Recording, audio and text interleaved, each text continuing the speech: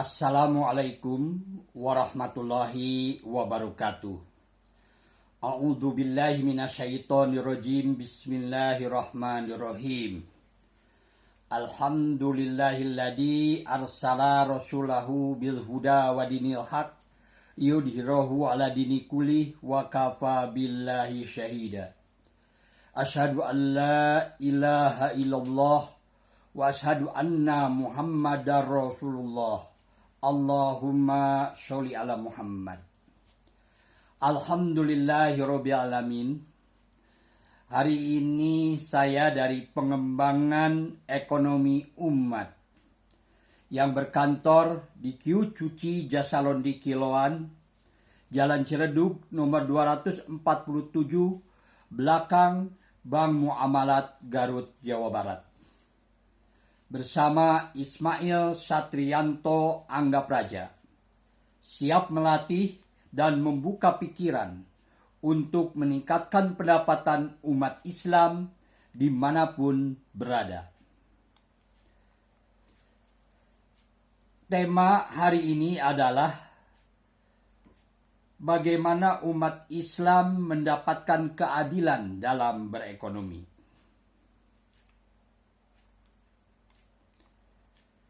Dari populasi penduduk Indonesia yang berjumlah 263 juta jiwa, 87,2% penduduk NKRI ini adalah umat Islam. Berarti umat Islam ada 229 juta umat Islam, atau sekitar 13% dari penduduk Muslim dunia. Cobalah kau berdiri di pinggir jalan. Perhatikan mobil dan motor yang berlalu lalang di jalan raya. Adakah buatan Indonesia? Masuklah ke minimarket, perhatikan buah-buah yang ada. Adakah buah produk rakyat Indonesia? Jika ada, berapa banyak? Kau beli minyak goreng, kau beli kebutuhan sehari-hari di rumah kita. Adakah buatan Muslim Indonesia? Hari ini, segala kebutuhan kita memiliki ketergantungan yang sangat besar terhadap produk-produk di luar Muslim Indonesia. Mereka yang non-Muslim di Indonesia dan di luar Indonesia sangat kuat telah menguasai pasar dunia Islam. Bahkan sebagian di bawah kendali langsung mereka.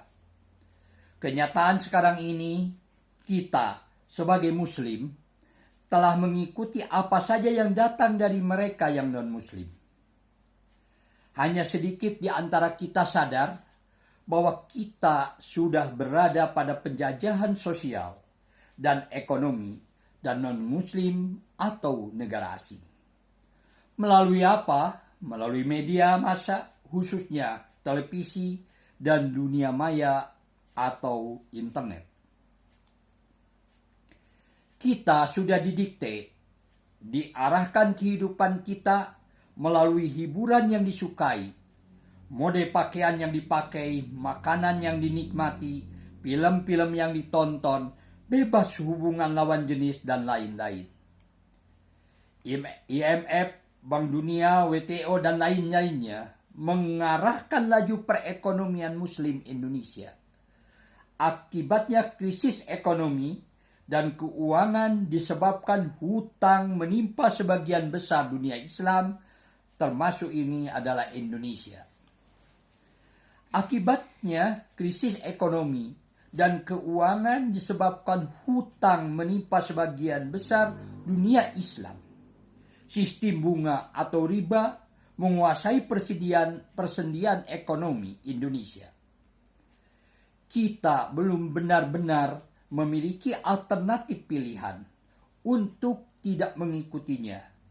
Meskipun riba telah merusak dan mewarnai ekonomi dunia, termasuk dunia Islam Indonesia.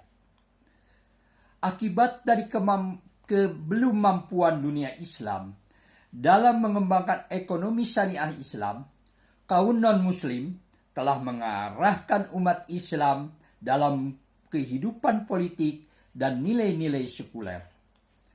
Mencampakkan agama dan nilai-nilai moral politik, bahkan siapa saja yang berbicara agama dalam politik, dianggap mempolitisasi agama. Banyak umat Islam yang berkhianat, menjadi kaki tangan dengan mendukung partai politik atau kelompok yang tidak ada relevansinya dengan kemajuan umat Islam, karena hanya iming-iming dunia. Mereka mengarahkan umat Islam yang memiliki iman yang lemah, kurang paham agama, untuk mendukung orang-orang yang tidak mementingkan nilai-nilai Islam menjadi wakil rakyat atau pemimpin negeri ini. Sehingga mayoritas umat Islam menjadi bulan-bulanan orang-orang non-muslim, baik dalam berpolitik maupun dalam berekonomi. Inilah yang digambarkan oleh Rasulullah SAW. Rasulullah SAW bersabda, hampir saja bangsa-bangsa mengepung kamu, seperti kelompok orang lapar siap melahap makanan. Berkata seorang sahabat, apakah karena jumlah kami sedikit pada waktu itu? Apa kata Rasulullah? Rasulullah SAW menjawab, jumlah kalian pada saat itu banyak, tetapi kualitas kalian seperti buih di tengah lautan. Allah mencabut rasa takut dari musuh terhadap kalian dan memasukkan ke dalam hati kalian penyakit wahn. Berkata seorang sahabat, wahai Rasulullah SAW, apa itu wahn? Rasulullah SAW berkata, cinta dunia dan lalai takut mati. Cinta dunia dan takut mati. Hadis riwayat Ahmad dan Abu Daud. Dunia dengan segala isinya telah memperbudak sebagian umat Islam, sehingga mereka menjadi budak dunia. Begitu kuatnya mencintai dunia dan diperbudak oleh dunia, pada saat yang sama mereka takut mati karena takut berpisah dengan dunia, takut mati karena banyak dosa. Kecenderungan terhadap dunia atau wahn menyebabkan umat Islam tunduk patuh mengikuti dunia barat yang beragama non-muslim. Maka banyak sekali kemiripan dengan mereka. Di antaranya, pertama, agama dipersempit hanya di tempat-tempat ibadah, sedangkan kehidupan sosial, politik, dan ekonomi jauh dari nilai-nilai agama. Karena mereka meyakini agama sudah tidak berfungsi lagi. Agama sudah tidak layak dipakai oleh partai-partai politik untuk memberikan solusi kehidupan berpolitik dan bernegara. Gerakan sekuler yang tumbuh berkembang di dunia barat telah berkembang pula di seluruh dunia Islam, terutama di Indonesia, yang penduduknya justru sebagian beragama Islam. Sekulerisme begitu sangat kuat menguasai alam pikiran dunia Islam. Sekulerisme dalam kehidupan sehari-hari sangat mudah dibaca. Mayoritas partai-partai politik adalah partai sekuler, partai berbasis masa ormas Islam. Ormas Islam sudah mulai juga dipengaruhi pikiran-pikiran nilai-nilai sekuler. Sekulerisme telah masuk dalam simbol-simbol pemerintahan, pakaian masyarakat, bahasa yang digunakan, dan lain-lain syarat dengan nilai-nilai sekulerisme.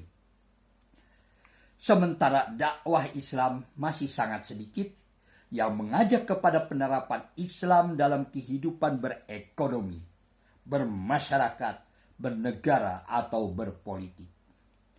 Kedua, mayoritas umat Islam mengaku Islam, beriman kepada kitab suci Al-Quran, tetapi Al-Quran tidak pernah dibaca apa isi sebenarnya. Padahal sudah banyak terjemahan Al-Quran, tinggal beli lalu dibaca. dan dijadikan pedoman dalam kehidupan sehari-hari.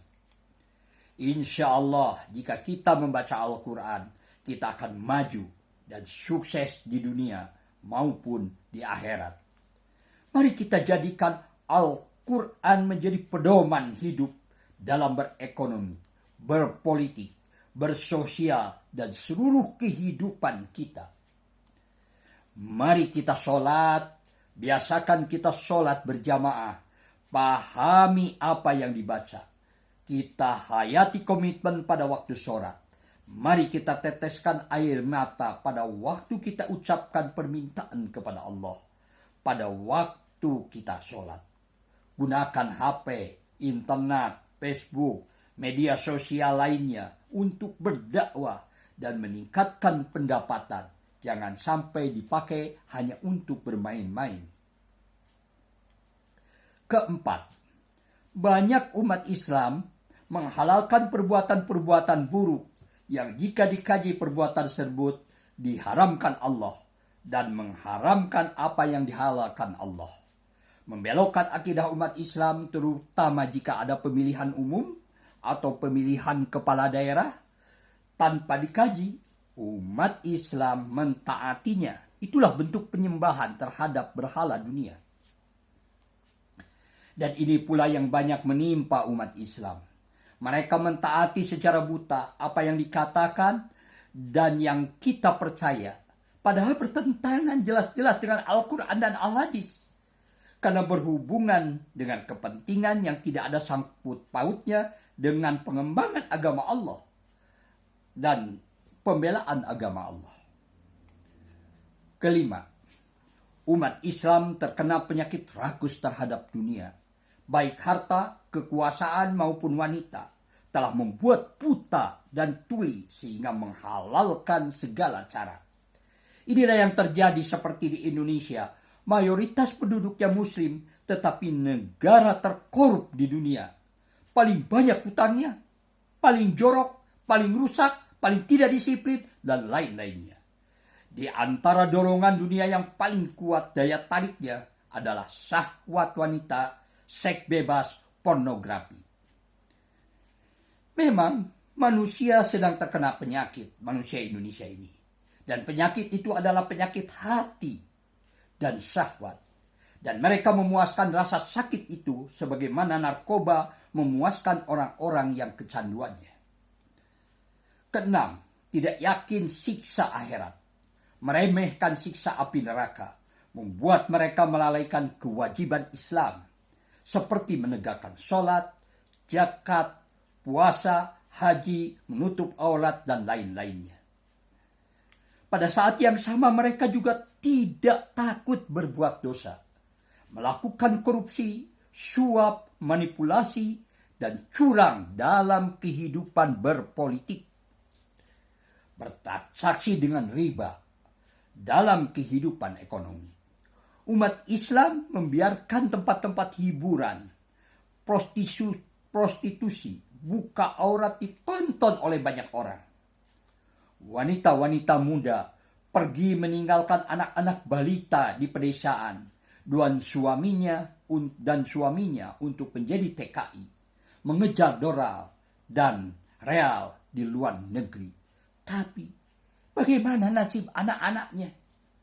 Ini mereka terlantar.